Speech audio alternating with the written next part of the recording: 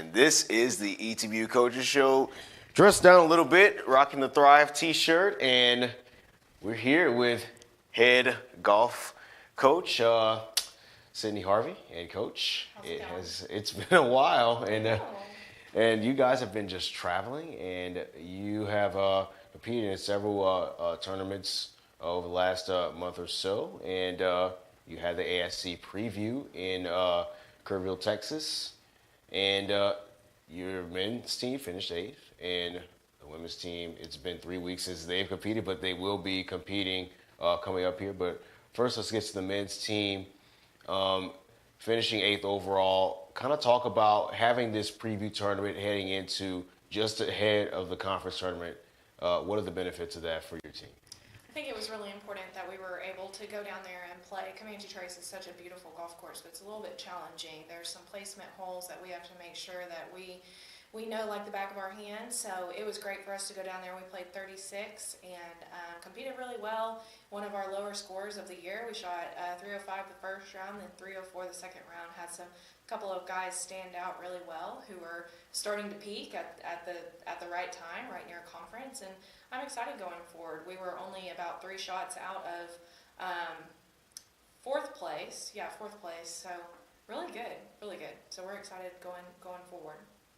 Absolutely, and one of those guys that you said were standing out was Brady. He rounded out the top 15.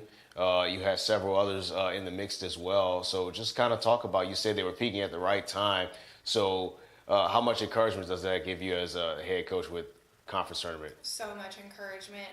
We work for this all year long. I mean, even the fall, it's not our championship season. Obviously, it's still really important, but you just want them to play so well at the right time. It's not like other sports where we're playing conference schools every time. It's one tournament, and if we don't play well there, then we don't advance. So I think it's the most important thing that we do peak at the right time.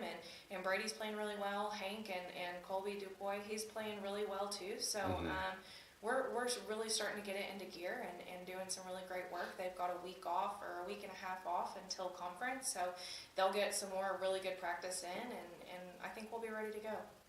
And one of the things that has kind of helped them prepare as well, we talked before the interview started, going up to DBU, competing against a lot of D2 schools, D2 opponents. So how has that played into the preparation for you guys to kind of round out the season? Well, we went to DBU right after we got our first win. I think it humbled us a lot. We go and we play against all of this really, really, really great competition, and there were still some schools in our UTD was in it, so a school in our conference still in it. So I think it's good. It brings us back down to reality and really, really showed us what we need to work on going into conference. Our short game is not where it needs to be, so we will continue to work on that and grow on that until conference. And I'm glad that we got the experiences that we did at DBU, because I just think that it gets us ready for conference. Absolutely, and you kind of talked about one of the things that I kind of keyed in that you just said was the short game. It's not where you would like it to be as a head coach. Is that a part of the process that most athletes overlook, or is it just something that you as a coach just want to see fine-tuned heading into conference? I just need it to be fine-tuned. Any time that you get into a situation where there's a lot of pressure, you're not always going to hit the green, and it's going to be so important that we're able to hit it in some spots where we can get up and down, and we still can make par rather than making those bogeys or double bogeys that aren't going to help us, obviously. So yeah, it's very important.